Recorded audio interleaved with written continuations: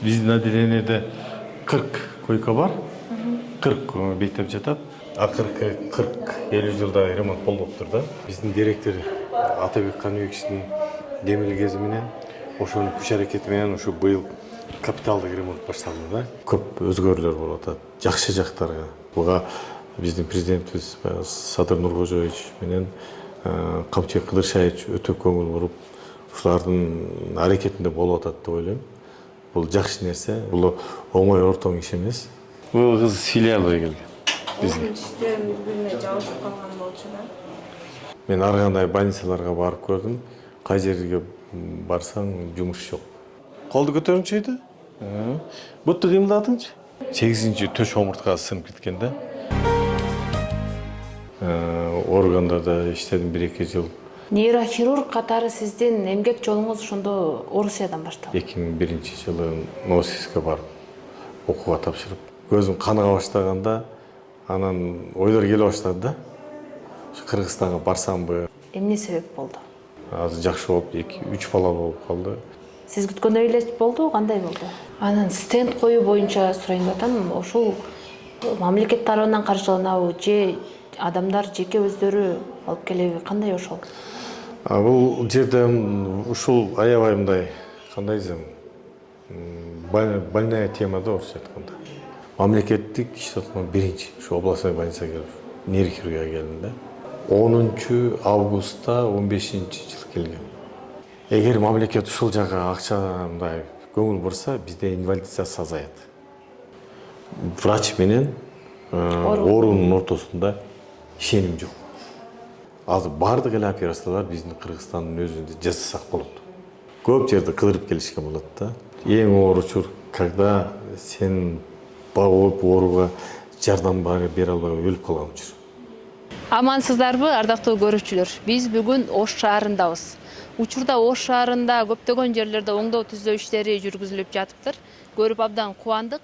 Ошонун ичинде Ош облустар аралык бириккен клиникасында дагы капиталдык ремонт жүргүзүлүп жатыптыр. Нейрохирургия бөлүмү азыр бүтүп калыптыр ремонту. Алдыда биз ушул бөлүм боюнча сиздерге баяндап көрсөтүп беребиз. Биз азырынакей нейрохирургия бөлүмүнө келдик. Башкы дарыгердин кабинетин таап, бөлүм башчы Дүйшөбаев Абдрахман Романкулович дейт.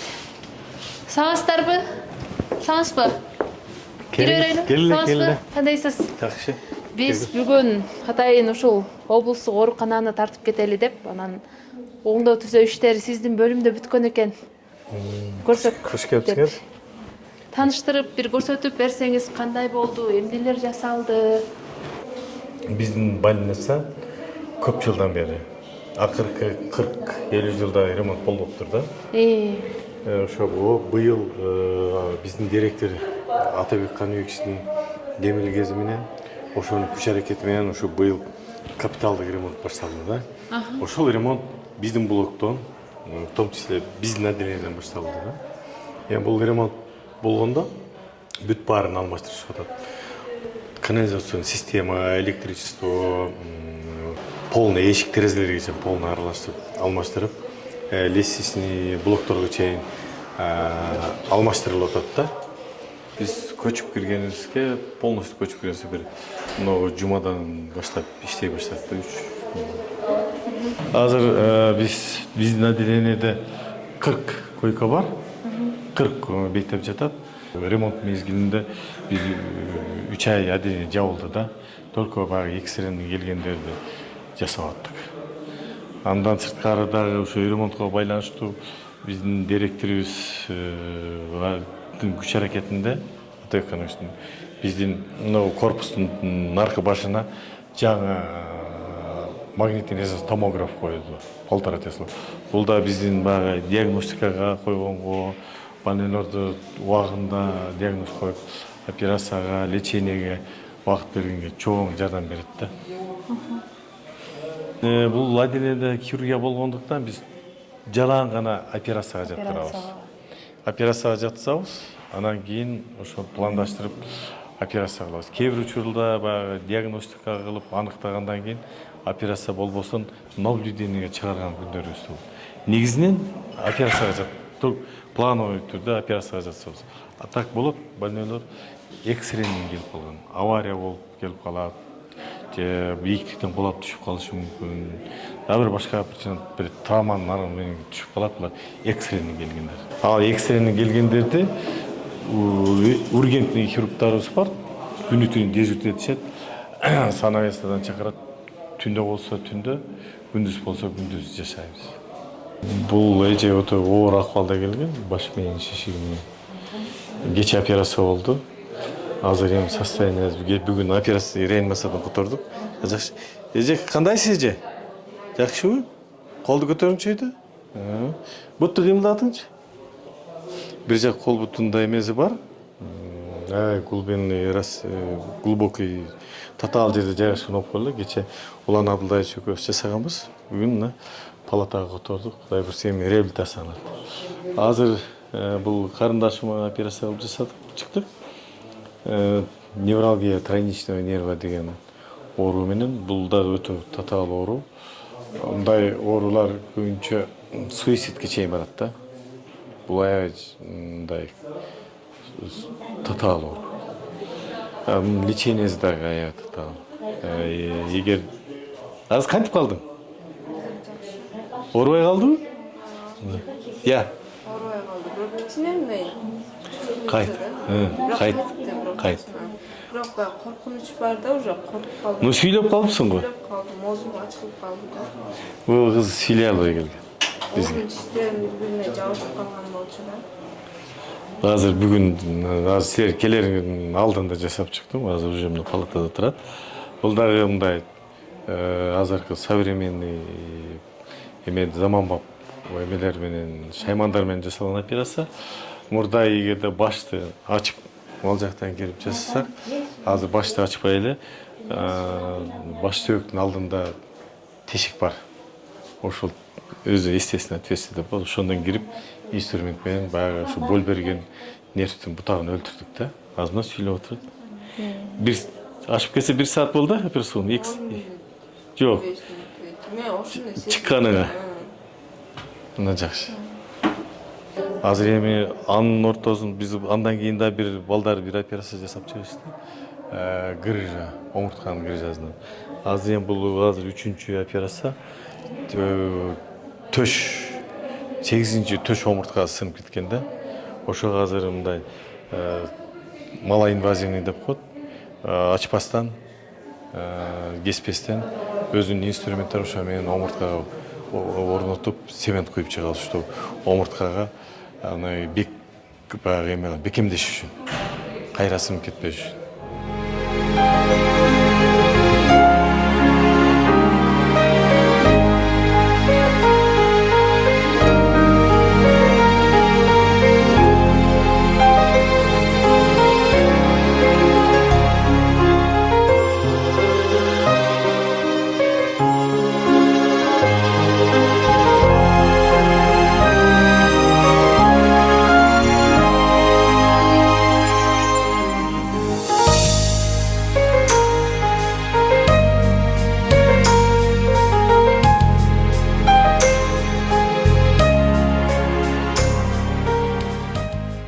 Сизден нейрохирургия бөлүмү менен иши менен тааныштык. Эми сиз менен бир аз маектешели деп атабыз.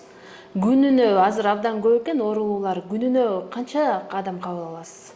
Ар кандай да, күнүнө 10, эч кабыл келбедин 10, 15, где-то 20га чейин көрөм да күнүнө.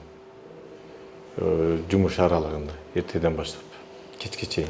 Түнкүсүн чалуулар болобу? Кандай болот? Түнкүсүндө болот, кээде оор больнойлор түшүп калат, же болбосо башка жалалаттан, же болбосо баткенден перевод болуп калат, чакырат, келип жардам көрсөтүшкө туура келет. Сиздин ушул медицина тармагында иштеп атканыңызга жалпысынан канча жыл болду? 30 жыл болуп калды ушул тармак, медицина тармагында иштегениме. Медицинада тармак көп. Эмне үчүн нейрохирургияны тандап алдыңыз? Өзү карьераны хирургиядан баштагам. Бишкекте поликлиникада хирург болуп иштедим, кийин органдарда иштедим 1-2 жыл.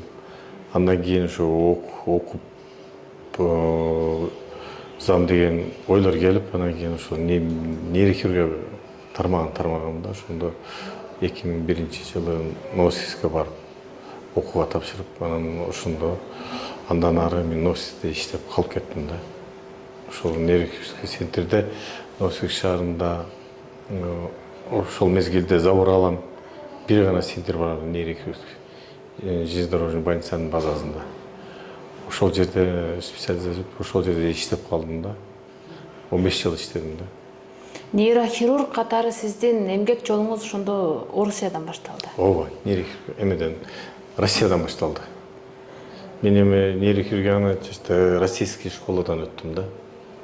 Мен бактыма дагы ошол мезгил жакшы мугалимге туш келгем. Азыр менин агайым Москвада РУДН деп коет, Российский университет дружбы народов. Ошол жерде зав кафедра болуп иштейт, академик Кривошеев Алексей Леонидович. Ординатураны да ошонун колунда өттүм, кийин аспирантураны, андан кийин кандидатский диссертацияны дагы ошонун жетекчилиги менен баштадым. А сиз өзүңүз изилдеп жүрүп бардыңызбы ал жака, же кимдир бирөөлөр сунуштады беле? Жок, мага эч ким деле сунуштаган эмес. Бизге ошол мезгилде ал жакта тааныштар бар эле, достор бар эле, ошолор аркылуу барып калдым да. Анан бир чети мен ойлойм, кайнагам да себепкер болуп калды. Ошол жакта иштейт эле, шаар жакшы билет эле. Анан ошол жака барып, ошол аркылуу университетке барып, ошондон тапшырып калдым да. Сиз ал жакта 15 жылдан ашуун эмгектениптсиз. Бул эми көп эле убакытта. Анан Кыргызстанга келүүңүзгө эмне себеп болду? Мен 15 жылда иштедим. Менде ал жакта иштегенде бардыгы бар эле, чын айтканда. Иштеген ишим бар эле, жакшы клиникада иштедим. Ал мен иштеген клиника азыр деле ушул бүгүнгө чейин Уралдан нар жагында эң бир жакшы күчтүү клиниканын бири деп эсептелет да. Бардык жагынан, технический база жагынан дагы, камсыздоо жагынан дагы, как врачтардын квалификациясы жагынан жогорку деңгээлдеги врачтар иштешет да. Мен өтө мындай сыймыктанам ошол жерде, ошол адамдар менен 15 жыл иштегениме. Эч кандай ал жерде проблема жок, бүт условия бар. Обеспечение, камсыздык өтө жогорку деңгээлде. Ал жерде мындай материал жок деген нерсе болчу эмес. Жумушка бардык шарт түзүлгөн да. Ошондо дагы биздин мекендештерибиз издеп барып операция кылдырчу, кандай болчу? Көп мекендештер барчу. Ошол мезгилде көптөр барчу. Нарындан, Таластан, Көлдөн, Оштон, Бишкектен барып операция болгон жарандар болду. Эң бир эсте каларлык бир 2 случай болду. Аябай эсте каларлык болду. Ушул алар менен азыркы мезгилде мен как үй бүлө менен катышып да калдым, жакын болупчу. Биринчи случай бир бишкектик жаранды алып барышты, анда ошол бала 14 жашта эле. Мальформация деген оору бар, кан тамырдын, мээни кан тамырын. Ошону дарылатканы барышкан экен, мен ошондо 2 этап менен операция кылганбыз да. Эч эзимен кетпеди, ошо биринчи этабы бүткөндөн кийин экинчи этабына операция кылганда акчасы жок. Биз ошондо кыргыздар, диаспоралар чогулуп, кыргыздар экинчи этабына акча да чогултуп бергенбиз. Анан ошентип операция кылганбыз да. Азыр ошол бала университетти бүтүп чоң жигит болуп калды. Экинчи случай бир Таластан барышкан, Албайке менен азыркы чемен катташам. Ал дагы ошо биринчи жолу Кыргызстанда операция болгондон кийин өтө оор акыбалда алып барышкан. Азыр жакшы болуп, 2-3 бала болуп калды. Дасык менен мындай баягы үй бүлөлүк катташтабыз да, биринчи мындай кандай десем, досто болуп калдык ошо. Как айтып. Анан сиз бул жакка келдиңиз. Кыргыз медицинасы сизди кандай тосуп алды? Сиздин күтүүлөрүңүз бир сиз күткөндөй эле болду, кандай болду? Мындай да, ошол жакта иштеп жүргөндө мен өзүмчө кыялданат элем да. Окудум, үйрөндүм, көп нерселерге мындайча айтканда жетиштим.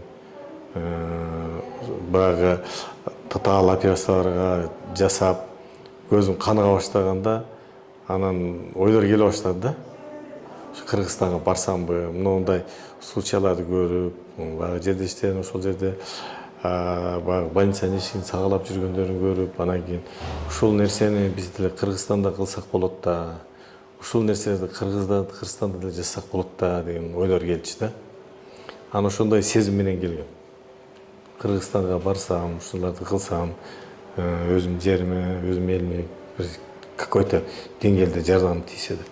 Эң алгач Кыргызстанга келгенде жумушуңузду кайсы жерден баштадыңыз? Эң алгач келгенде мен чынын айтканда бул жерде мени күтүп алган деле адам болгон жок. Мен ар кандай больницаларга барып көрдүм. Кай жерге барсаң жумуш жок, место жок. Анан эң биринчи эмгекти мен частный клиникадан баштадым. Ошто Кардиажа деген частный клиника, ошонун учредителдер менен жолугуп калып, сүйлөшүп, анан кийин договор түзүп, ошол жерге 15-жылы биз нейрохирургия ачтык. Полный ал мезгилде мамлекеттик клиникаларда мындай оборудование жок болчу. Ошондо мен 1 жыл убактым кетти, ошол жерге операционный микроскоп койдурдум, современный бардык функциялары менен. Ал жерге инструментти, шаймандарды алып келдик, бардык керектүү. Навигационный система койдурдук, ангиографический установка койдурдук. Интервенционный эндоваскулярный хирургиянын баштагангачы. Анан кийин ошо 16-жылы октябрларда ошонун открытиясы болду. Ошол ал мезгилде Танат Абдуллаевич министр эле. Ошол өзү келип, катышып, ачылуусу болгондо чоң конференция өткөзүп. Анан ошол жерден биринчи операцияларды мен ошол жерде баштагам, Кыргызстанда. Андан кийин кандай болду? Андан кийин куланганыңыз? Андан кийинки кандай десем, ал жерде көп бир 3,5-4 жылга жакын иштедим.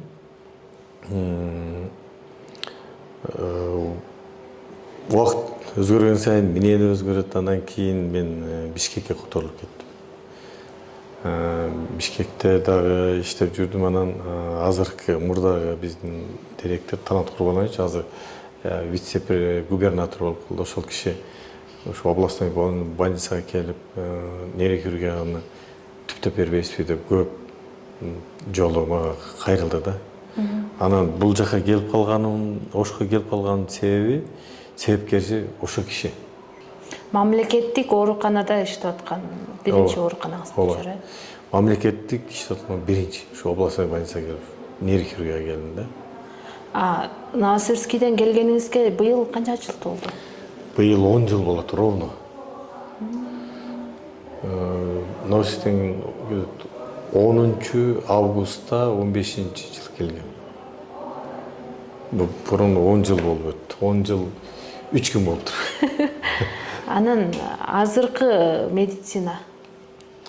Азыркы мезгил мен келгендеги караганда албетте мындай өзгөрдү да. 10 жыл аралыгында. 10 жыл аралыгында мындай жакшы жагын өзгөрүп атат. Азыр Кыргызстанда дагы жакшы мындай частный центрлер ачылып калды. Мисалы үчүн Кортекс бар. Алар дагы частный болсо дагы мындай современный азыркы заманбап техникалар коюлган. Ошого жараша операциялар болот. Анда Бермет центр деген бар. Алда дагы мындай технический базасы жакшы эле. Национальный госпиталда дагы жакшы шаймандар келип коюлду. Мисалы үчүн акыркы 3 жыл, 4 жылдын ичинде Буранбек Жамгырчиевич, баягы Митхат Мамучтар аракет кылышып, национальный госпиталда микроскоптор коюлган, навигационный системалар, эндоскопический стойкалар через мурун коюлуп, ангиографический установкалар коюлду. Бул деген мындай жакшы өзгөрүш да. Баары бир бул жетишсиз. Да көп нерселерди кылсак болот да. Көп нерселер. Ал үчүн керектүү техникаларды алып коюш керек. Керектүү баягы инструмент, шаймандарды алып коюш керек. азыркы заманга татыктуу. Бул сиз келгенден кийин ушул облустук ооруканадагы өзгөрүүлөр Мен келгенден бери жакшы жагына өзгөрдү деп эсептейм. Себеп дегенде бизге азыркы мезгилде ошол эле мына частный клиникадагылардай жакшы заманбап инструменттер, оборудование бар да. Мисалы үчүн биздин өзүбүздүн больницаны ала турган болсок, азыркы заманга татырлык микроскопубуз бар, операция жасай турган. Андан сыртка операцияда омурткага жасай турган CRM деп коет, рентгеновский аппаратыбыз бар. Бизден андан сырткары жанагындай малоинвазивный, малотравматичный деп коет. Операциялар жасаганга дагы аппараттарыбыз бар, инструменттерибиз бар. Азыркы деңгээлдеги бардык эле операциялар жасаганга мүмкүнчүлүк бар. Анан нейрохирургияда азыр учурда көп кездешкен оору кайсы? Эмне көп кайрылышат сизге? Статистикага таяна турган болсок, эң көп оору бул омуртка оорусу. Грыжалар, травмалар, ушулар көп статистика боюнча. Былтыркы жылдын эсебинен алсак, ошол больницада биз 840 операция кылыппыз. Ошонун ичинен 284-ü şu омуртка менен байланыштуу операция. Андан кийинки оору бул опухолдор. Шишик оорусу, мээнин, жүлүндүн шишиги. Былтыркы жылдын эсебинен караганда биз 100ден ашык операция кылдык да ушул жерде. Андан кийинки оору бул кан тамыр оорулары. Бул аневризма, мальформация деген оорулар бар да. Эң оор оору ушул болуп эсептелет. Себеп дегенде бул ооруну алдын алып айтыш кийин. Көбүнчө бизге бул больнолор жарылып, инсульт болуп келет да. Кан тамыр жарылып. Анан келишет, баягы обследование өтүп атып, кокустан табылып калат да, анан келип жасагандан. Ошо былтыркы жылдын эсебинен бүгүнкү күнгө чейин бизде 76 больной операция болду. Азыр отделениеда экөөсү операция күтүп жатат. Бүгүн бирөөсүн операция кылабыз, экинчисин дагы подготовка кылып, анан планируется операция кылабыз. Анан стенд коюу боюнча сурайын деп атам, ошол мамлекет тарабынан каржыланабы же адамдар жеке өздөрү алып келеби, кандай ошол? Бул жерде ушул аябай мындай кандай десем, больная тема да орусча айтканда.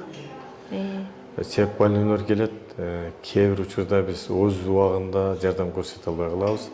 Анын себеби бизде мамлекет тарабынан каржыланбайт, расходный ошого кете турган материалдар жок. Ушул күнгө чейин мен жылда 2021 ушул жерге заведующий болуп келсем, ошо келгенден баштап биз жылда министерствого ушуга жазабыз. Ушунча бир. Былтыркы жылдын эсебинен мен 84 миллионго жазгам. Былтыр быйыл дагы 84 миллионго жазгам. Ал из расчета 100 адамга. Бул аневризманы дарылаш өтө кыйын да. Анан стенд боюнча дагы өтө мындай азыр бум болуп атат. Интернетте дагы жазып атат, жашын блогерлер жазышып атат. Эми алар да өзүнүн түшүнүгүндө, өзүнүн немесинде жазышып атат окшойт. Бирок самом деле мамлекет тарабынан дагы каржыланган мезгилдер, мисалы үчүн жүрөк боюнча ала турган болсок, мамлекет жылына берет. Бекер. Мисалы үчүн мен статистикадан да билдим. 24-жылы 200ге жакын 184 адамга берген экен бекерстен. Быйылкы жылы 200, былтыркы жылы 222 экен, быйыл 200ден ашык. Ушул күнгө стенд берилипти. Эми бул стендтер бекер стендтер, бирок булар острый, экстренный келген больнойлор. Плановый больнойлорго алар өздөрү сатып алышат. Бул кардиология боюнча. А нейрохирургияда вот бүгүнкү күндө финансирование жок. Мен бир жолу финансирование болду, 5 набор келди. Аны мен 23-жылы тромбэкстракцияга баягы ишемический инсульт менен келген больнойлорго колдондум да. Эгер ушул нерселер бизде бекер болсо, мамлекет тарабынан каржыласа, бизде аябай жакшы болмок. Себеп дегенде больнойлор көп да. Мисалы үчүн Кыргызстанда статистика боюнча где-то биздин 7 миллион болса, население где-то средний счет менен 700 больной болуш керек. Мисалы үчүн национальный госпиталда бир 150 операция кылса десем, бизде мисалы үчүн азыр 76 больной операция болуп атат да, 80. А калган больной каякта? Вот вопрос. Көп инсульт алып болушу, үйүндө калып кететтер, мен аны айта албайм, себеп дегенде статистика доказательство жок. Мисалы үчүн ишемический инсульт менен келип, көп больнойлор инвалид болуп калып атат. Ошолорду биз лечение кылсак, эгерде ишемический инсульт болуп келгендерде биздин колубузда материалдар болсо, мисалы үчүн тромбэкстракция кылсак, 80% чейин восстановление болот да. Былтыркы жылдын эсебинен биз бир 7-8 больнойду операция кылдык. Тромбэкстракция деп коет. Кан тамыр менен барып, ошо тромбду алып чыгасың, атайын өзүнүн инструменттери бар. Но зато больнойдун биринчиден башы ачылбайт, травматизация болбойт. Экинчиден бул современный подход. Ачып койсоң, алып койгондон кийин больной кайра мурдагы калыбына келип калат. Бул эмнени түшүндүрөт? Бул деген бизде эгер мамлекет ушул жакка акчандай көңүл бурса, бизде инвалидизация азаят. Автоматически. Если своевременно биз жасап эме кыла турган болсок, больной калып восстановление боло турган болсо, инвалидизация азаят. Анан эгер аневризмалар менен келип, мисалы үчүн случайно сразу операция кыла турган болсок, биринчиден тоже инвалидизация азаят, смертность азаят. Бул деген жакшы нерсе. Ал ошондо жүрөккө коюлган стентке караганда баасы кымбат бул. Себеби эмне бул? Именно кардиологический жүрөктүкү мынча турат, меники мынча турат деп айта албайм точно. Где-то рыночный ценада, мисалы үчүн жүрөктүккө коюлган стент 70-80 миң болсо, грубо айтканда да. А меге коюлган бир эң жөнөкөй стент минимум 3,5 миң, 4 миң доллар турат. Бул стенттин өзү эле. Ага кошумча аны коюш үчүн дагы инструменттер керек. Бунун баары расходный материал дейбиз да. Өзүнүн инструменттери бар. Ол жеке чоң сандан кире турган атайын кое турган инструмент бар. Андан ал инструмент аркылуу тиги баш мээге чейин жеткизе турган инструмент. Андан ары аневризмага жеткизип кое турган өзүнүн инструменттери бар. Ошо менен анан баягы расходный материалдын суммасы көбөйөт да. Анан стент коесуң. Стент менен бүтүп калбайт. Мисалы үчүн еще плюс спираль коесуң. Анан бир аневризманы дарылаш үчүн 6-7-8 миң доллар болуп кетет да. Мен практикамда болду. Мен ошо частный кардиазияда иштеп жүргөндө койгонбуз. Бир коллегабызга, өзү врач эжекебочу, где-то 2 аневризмасы бар экен, 2 жагында экен. Бир болгондо где-то 24 миң долларга кеткен да. Ушундай расходтор болот да. Себеп дегенде бул кымбат нерселер. Бизден Кыргызстандан чыкпайт бул. Америкадан, Япониядан, Франциядан, ар жактан алынып келинет да. Ар кандай производительдер бар. Муну жөнөкөй адамдарга айтсаң түшүнбөйт. Как только больной келгенден кийин, муну материал жөнүндө, расходный материал жөнүндө ушуну аласыңар, коюп беребиз десең, элдерде ушундай азыркы мезгилде врачтарга мындай ишенимдүүлүк жок да, ишенишпейт.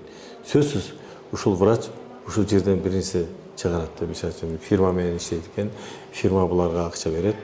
Же болбосо, мисалы үчүн мен барып муну анализ тапшыр десем, же томограмма өтүп кел десем, бул сөзсүз врач менен ушундай процент алышат деген. Ушундай эме калып калыптыр да, стереотип элде. Врач менен оорунун ортосунда ишеним жок. Бул эмнеден улам деп ойлойсуз? Мисалы азыр бизде көптөр чет жактарга дагы дарыланып кетип калат го. Анан биздеги ошол ишенимсиздикпи же жетишсиздикпи? Мен ойлойм бул врачтарга ишенимсиздик эле деп ойлойм. Себеп дегенде кээ бир мезгилдер болот, бизде жок болуп, биз кыла албаган нерселерди биз өзүбүздө жөнөтөбүз. Могул жака барып, ушул жактан жасап келеле деп. Кээде мен өзүм деле мындай Россияда берки тааныштарга чалып договор берген учурлар болот. Ар кандай учурлар болот да. Негизинен азыр бардык эле операциялар биздин Кыргызстандын өзүндө жасасак болот. Открытый хирургиябы, башты ачыппы, же жүлүндү ачыппы, же болбосо омуртка кабуу жана стабилизирующий операцияларды, энде башка интервенциялык хирургия деп бар деле, что кардиология, жүрөккө тийиштүү, что нейрохирургия тийиштүү биздин өзүбүздө эле жасасак болот. Анан албетте элдер как только ушундай проблема түшүп келгенде жакшы врач издешип башташат да. Мага мен өзүмө келген пациенттерди алсам, көп жерди кыдырып келишкен болот да. Бишкекке барып, башка жактарга, Москва, тияк бар жерден сураштырып, анан келген болот. Алар келгенде айтышпайт. Потом операция кылып, жакшы биз ушундай тигил жакка бардык, бул жакка бардык деп кийин айтып беришет да. Анан дарыгерлик жолуңуздагы бир эң оор учур деп кайсы учурду эстейсиз? 30 жыл аралыгында. Жалпы эле врачтар үчүн кандай врач болбосун мен өзүмчө оюм да. Бул эң оор учур, когда сен ооруга жардам бере албай өлүп калган учур.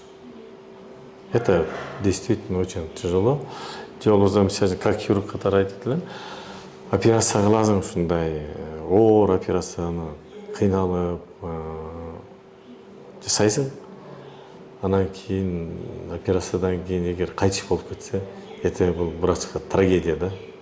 Это действительно проблема. Ушунча энергия тратить этесиң, убакыт бөлөсүң, ушул жакшы болуп кетсе жасайсың, бирок сен ойлогондой болбой, сен ишеничиң аткарылбай, пациентиң өлүп калса, бул трагедия. Андан чыгыштагы, ал акыбалдан чыгыштагы кыйын болсо. Эми бардыгына чыдайсың да. Эми биз мисалы үчүн мен өзүм как хирург катары мына 94-жылдан бери хирург болушум, 30 жылдан бери хирург ушу кесипти аркалап келем да. Бирок башка мен кесипте иштегенде өзүм мындай элестете албайм да. Даже не то, что башка кесип, просто хирург эмес, жөн врач болуп иштегенди мен өзүмчө элестете албайм. Бул эми мен жашоомдогу эң бир неме нерсе да. Мен ушуну аркалап жашап келатам. Айтып өтпөдүңүзбү, 30 жылдан бери аркалап келатам деп. Анан шакирт тарбиялап атасызбы? Бар эми ушул жердеги иштеген, менен иштеген балдардын баары мен шакирттерим да, мен коллегаларым. Бирок мен өзүм мындай башынан тарбиялаган балдардан да бар. Мисалы үчүн азыр национальный госпиталда иштеп атат. Ырскелди деген, Темиркул Ырскелди булар. Аябай мен ойлойм, келечекте бир күчтүү нейрохирург болот деген мен болушуна ишенем да. Бул жерде эламан бар, мисалы үчүн. Ошол булар эламанда ушу институт бүтүп эле менен жүрөт да. Мындай баскан, турганы, кылган иштери, мүнөзү карап мен мындай өзүмчө ойлойм, булардан келечекте үмүт кылса болот да. Мен жерде иштеген балдар көп. Азыр бул жерде Улан Абдулдаевич бар, менен иштеген Шермат Жусупович, Максат деген балабыз бар, бул жерде дагы көп балдар. Азыр бир балабыз Талай деген жигит бизде Кытайда окуп жүрөт, 3 айлык курска кеткен. Ал дагы бир Кудай берсе бир жакшы бир жетишкендиктерди алып келет деген ойдомун. Нурсултан деген жигит мурда барып окуп келди 1 ай. Мүмкүн болушунча биз деле аракет кылып атабыз өзүбүздүн деңгээлибизде. бирок ушул мезгилге келип Кыргызстандан нар жака чыгып окуп келгенге мамлекет жактан мындай программа жок да. Азыр мына балдарды Кытайга барып окуп келишти. Булар Синьцзяндагы обл больница менен, университет менен биздин клиниканын ортосунда меморандум бар да. Ошонун аркасында барып окуп келишип атат. Ушул Кытайдагы университет деп калбадыңызбы? Жакында эле соц баракчалардан көрүп калдык. Адашпасак, сиз ошол университеттин профессорлук намына ээ болдуңуз, Ооба, бизде майда бир конференция болду международный Кытайда. Ошол конференция көптөгөн мамлекет, Азия мамлекеттеринен көп делегация бар да, бир 500ден ашык. Ошонун ичинде Кыргызстандан да барды. Бизде Кыргызстандан врачтардан бир 6 врач бардык. Ошол Синьцзянда областный больницасынын өзүндө конференция болуп калды. Ошол конференцияда мага Синьцзян университетинин профессору деген наам беришти да. Бул мен үчүн күтүлбөгөн эле окуя болду. Орусча айтканда приятно, но неожиданно. Чет жактан кайсыл жактарга көбүрөөк барып операция кылып турасыз? Чет жактан азыр операция деле кылбайм. Көп Өзбекстанга көп бардым. Андижанда, частный клиникада көп жолу барып операция кылдым. Ал азыр алар өздөрүнчө самостоятельно жасашып калды. Кээде Бишкекте частный клиникага барып жасап калдым. Азыр эми только ушул жерде жасайм. Бул больницада. Өзүбүздө. Каяктан болсо да пациенттерди бул жака чакырабыз. Ушул өзүбүздүн эле больницанын базасында жасайбыз. Себеби ошого жараша условия бар. Аппараттар жетиштүү элеби? Аппараттар бүгүнкү күндө бизде 2 операционубуз бар. Ошо бир операцион микроскопубуз бар, бинокулярный лупа, 2 операционго татыктуу инструменттерибиз бар, шаймандар бар. Азырынча мындай бүгүнкү жетиштүү эле. Но мындан ары дагы өнүгөбүз десек, дагы көп нерселер сатып алсак болот керек да. Мисалы үчүн мен ойлойт элем, көптөн бери өзүм иштетип жүрөм, ошо могу ДЦП деген оору, спастика, же болбосо Паркинсон деген оору. Ушуларды операция кылсак деген мындай чоң үмүтүм бар да, эгерде мамлекет ушуну сатып берсе, ушуларды жасасак болот. Ушул эле биздин эле больницанын базасында жасасак болот. Ага толук мүмкүнчүлүк бар. Болгону ошого жараштуу техника керек. Жасаганга. Техника, инструмент керек. Мындайча айтканда, акылым жетет, алым жетпейт. Бирок мамлекет тарабынан акыркы учурда имаратыңар оңдоо түзөөдөн өткөрүлүп, жаңы аппараттар алынып болгонуба, стенд боюнча маселе бар экен да бул жерде. Не только стенд, бул жерде көп нерсе бар. Высокая технология, ФВТ деп коет, фонд высокой технологии. Же болбосо ошол жактан обеспечитсе, бизде высокотехнологичный операциялар деп коет. Ого кандай, мисалы үчүн омуртка ооруларына дагы да. Мисалы үчүн баягы сынып келет, же болбосо башка дегенеративный заболевание, стабилизациялуу омурткаларды катырып крептетиш керек да. Ошого кеткен, мисалы үчүн транспедикулярный фиксацияда титановый винттер бар, кейштер бар, мойын омурткаларына коюлуп турган пластиналар бар, кейштер бар, болбосо гидросцефалия деп ошондо коюлуп турган шунттар бар. Эле болбосо кээ бир учурда сынган омуртканын ичине цемент куюш керек. Алардын өзүнүн инструменттери болот. Атайын биосовместимый антибиотик менен составында цементтер бар. Булардын баардыгы азыркы күндө пациенттер өздөрү сатып алышат да. Себеп дегенде мамлекеттен буну каржылай элек. Бирок эми каржы биз кайрылып атабыз. Ушул жагында караштырып берет деген ниет үмүттөбүз да. Азыркы мезгилде мамлекеттен деле көп мындай нерселерге көңүл бурулуп атат да. Не только области медицины. Айрыкча, мисалы үчүн, азыркы күндө бизде шаарда деле, биз турган шаарда, Ош шаарында, Жалал Абад шаарында көп өзгөрүүлөр болуп атат. Жакшы жактарга. Мисалы үчүн, шаарыбыз көркүн ачып жакшы жагын өзгөртүп. Буга биздин президентибиз Садыр Нуркожоевич менен Камчыбек Кыдыршаевич өтө көңүл буруп, ушулардын аракетинде болуп атат деп ойлойм.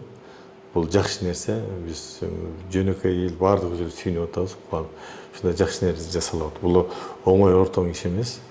Көптөгөн кыйынчылыктар менен, кандай деген нерсе кыйынчылыктар менен болуп атат. Аны биз түшүнөбүз. Ошонун аркасында мен кайрылып келет элем. Урматтуу президентибиз ушул учурдан пайдаланып, биздин медицинага да ушундай олуттуу маселелерди чечип берсе, ушундай баягы квотирование кылып, дорогостоящий нерселерге кичине мамлекет тарабынан акча бөлүштүрүп берсе, биздин дагы колубуз узарып калат эле. Анан элдин эл ичинде врачтар менен элдердин ортосунда конфликт азаят эле. Врач качан эл менен оору менен отуруп акча жөнүндө сүйлөшүп баштаганда сразу начинается здесь проблема. Потому что мисалы үчүн омурткасы сынып келип калды деп коеюн. Мен аны фиксация кылышым керек. Операция кылышым керек да. Мисалы үчүн элементарно жөнөкөй эле 4 титановый винткой стержень менен беките турган болсо, бул дагы чоң акча болот. Ошону пока бул өздөрү сатып бермейинче мен күтүшкө туура келет да. Эгерде мисалы үчүн ошол эле аневризма тоже туугандарын чакырып алып сүйлөшүп, мондай стенд коюшубуз керек, мондай спираль коюшубуз керек деп баардыгын түшүндүрүп беседа кылышым керек. Эгерде бизде ушундай мамлекетте обеспечение болсо, биздин аптекада болсо, анда биз аптекадан заказ кылып алып эле мондай операция кылыш керек деп туугандардын оорунун макулдугун алып эле жасай беребиз да. Анда бизде кыйла ишибиз жеңилдемек, проблема да азайбайт. Бул биринчиден. Экинчиден,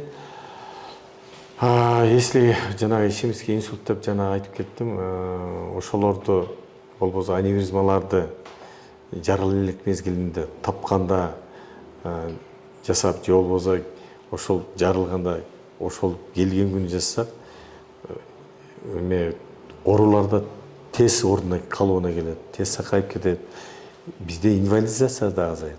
Мисалы үчүн инсульттун артынан, травманын артынан канча деген инвалидтер бар. Алар же инвалид болуп пособие алат. Мамлекет деген канча деген средства тратит буга. Көп акчаларды коротот да буга. Чоң рахмат анда сизге. Атайын убактыңызды бөлүп, ушундай маек берүүгө макул болгондугуңуз үчүн ишиңиздерге ийгилик каалайбыз. Буюрса жана сиз айткан нерселер дагы алынып, дагы өнүгөт деп ишенебиз. Силерге рахмат. Убактыңарды бөлүп келгениңерге.